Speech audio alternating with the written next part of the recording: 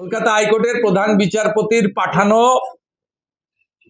চিঠির ভিত্তিতে বলেছেন যে এখানে অনেক সময় লাগবে, এই সংক্ষিপ্ত সময়ে সাপ্লিমেন্টারি ভোটার লিস্ট করা যাবে না। সুপ্রিম কোর্ট বলেছে উড়িষ্যা এবং ঝাড়খণ্ডের চিফ জাস্টিসকে আপনাকে হেল্প চাইলে আপনাকে জুডিশিয়াল অফিসার দিয়ে হেল্প করতে হবে, এটা 1 নম্বর বলেছে। এবং বলেছে সাপ্লিমেন্টারি লিস্ট পাটে পাটেও ক্লিয়ার করা যেতে পারে এবং তার আরপি অ্যাক্টে তো সুপ্রিম কোর্ট ঢোকেনি, সিওকেই অ্যাপ্রুভ করে লিস্টটা পাবলিশ করতে হবে, সিদ্ধান্তটা জুডিশিয়াল অফিসার 1 নম্বর। দ্বিতীয় নম্বর বলেছে যে 14 তারিখের আগে ইয়ারোদের কাছে কিছু যদি হার্ড কপি থাকে তাহলে জুডিশিয়াল অফিসারদেরকে তারা সেটা হ্যান্ড ওভার করতে পারে, মানে এটা ম্যান্ডেটারি নয়। তারা ওই কাগজগুলো দেখে ওই 13টা কাগজের সঙ্গে যেটা বলেনি তা আমি বলছি, কারণ সেই কোন কাগজের ভিত্তিতে যাচাই বাছাই হবে, নাগরিকত্ব দেখা হবে, তিনি ভারতীয় হতে হবে, তাকে 18 বছর হতে হবে, স্থায়ী বাসিন্দা হতে হবে, এই 3টে তো ক্রাইটেরিয়া। আপনি রিসেন্ট ডোমিসাইল সার্টিফিকেট দিলে নট অ্যাকসেপ্টেড, 15 বছর আগের সার্টিফিকেট লাগে। আরপি অ্যাক্ট তো বদলে দিতে পারবেন না, ও তো কনস্টিটিউশনাল অ্যাক্ট।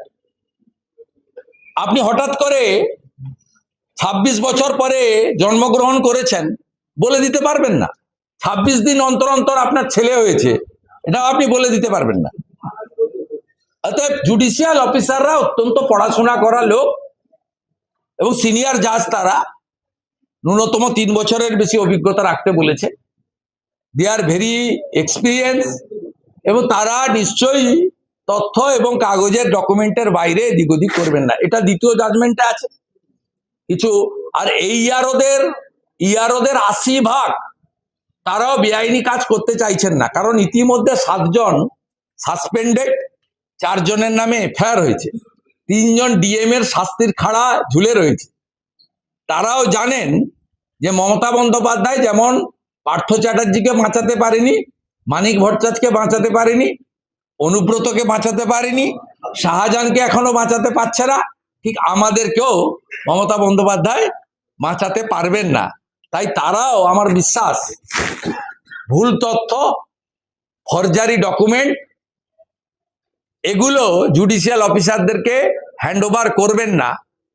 ওই অরবিন্দ মিনাদের মতো পায়দাস ডিএমদের কথায় এবং নন্দিনী চক্রবর্তীদের মতো স্তাবক চিফ সেক্রেটারিদের ধমকে, মমতা ব্যানার্জির কনস্পিরেসিতে এই ফাঁদে তারা পা দেবেন না, এটুকু আমি মনে করি। এটা দ্বিতীয় জাজমেন্টের দ্বিতীয় দিক আছে, আর বাকি তো যা ছিল আগে তাই আছে। 28 তারিখে ফাইনাল ভোটার লিস্ট বেরোবে, তার পরে পরে সাপ্লিমেন্ট লিস্ট পার্ট পার্ট করে বেরোবে। বিষয়ে বলেছি যে এই অডিওটা যদি সত্য হয়, ইলেকশন কমিশনের উচিত সেন্ট্রাল ফরেন্সিক ল্যাবে পাঠানো এবং যথোপযুক্ত ব্যবস্থা গ্রহণ করা নদিয়া জেলার এডিএম এবং ডিএম এর বিরুদ্ধে। দ্বিতীয়, আমরা বলেছি যে সুপার টাইম যেসব অফিসার ডিস্ট্রিক্ট ইলেকশন অফিসার হয়ে বসে আছেন, পূর্ব বর্ধমানের ক্ষেত্রে আয়েশা রানী, আমাদের কলকাতার ক্ষেত্রে এর বাইরেও আরো কয়েকজন রয়েছেন যারা সুপার টাইম হয়ে বসে আছেন, ডিএম নর্থ 24 পরগনা, এদের নির্বাচন ঘোষণার আগে বা নির্বাচন ঘোষণার সাথে সাথে, এমসিসি চালু হওয়ার সাথে সাথে এদেরকে ডিইও থেকে চেঞ্জ করতে হবে। দ্বিতীয়, আমরা বলেছি যে বিষয়ে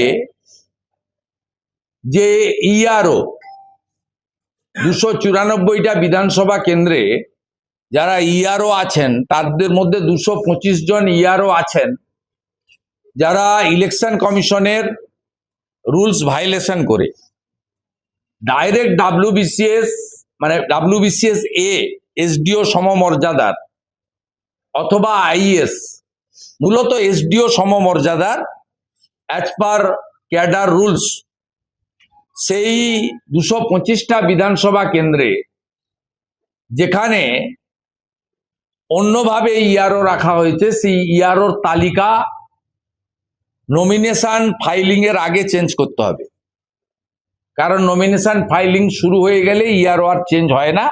তারা কাউন্টিং পর্যন্ত দায়িত্ব থাকেন, সার্টিফিকেট ডিস্ট্রিবিউশন পর্যন্ত, declaration of the result and hand over to the certificate. এই বিষয়গুলোর উপরে আমরা বলেছি। এই বিষয়গুলো হচ্ছে জেনারেল বিষয়। এর সঙ্গে সুপ্রিম কোর্টের এসআইআর সংক্রান্ত যে হস্তক্ষেপ বা রায় বা মন্তব্য বা অ্যাডভাইস বা অবজারভেশনের কোনো সম্পর্ক নেই।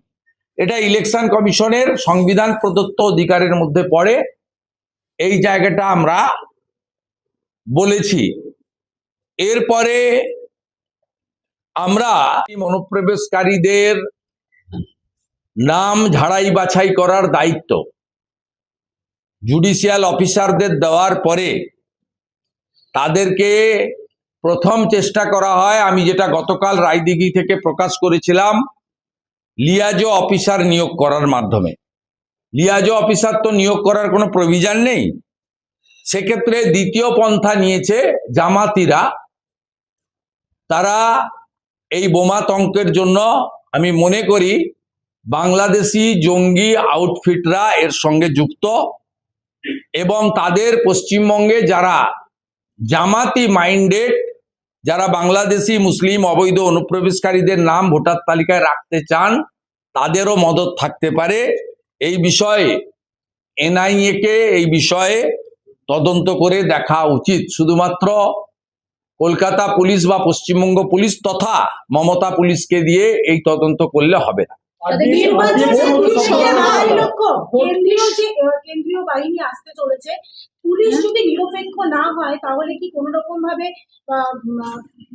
পুলিশ কোনোভাবেই নিরপেক্ষ নয়। পুলিশ যা যা প্রত্যেক দিন করছে তার খণ্ডচিত্র, উচ্চ মাধ্যমিক পরীক্ষা চলছে, গোটা রাজ্যে 163 ধারা আছে। এর আগের দিনও অসভ্যতামি দেখেছেন। আজকেও 12-14 জন 15 জনকে লোক নিয়ে সিও অফিসের সামনে আমরা মাত্র 2টি প্রাণী এখানে এসেছিলাম। তার মধ্যে একজন এলওপি, একজন সিনিয়র পলিটিশিয়ান। আমাদের সঙ্গে সামনে যেটা করেছে আপনারা দেখেছেন। এটা তো পুলিশ দাঁড়িয়ে দাঁড়িয়ে এদেরকে এনকারেজ করছে, এদেরকে মাইক ব্যবহার করতে দিচ্ছে, এদের জমায়েত করতে দিচ্ছে। এইখানে যদি রাজভবনের কাছে, অ্যাসেম্বলির কাছে, সিও অফিসের সামনে যদি এই অবস্থা হয়, তাহলে তো ক্যানিং ভাগড়ে, শীতলকুচি সিতাইতে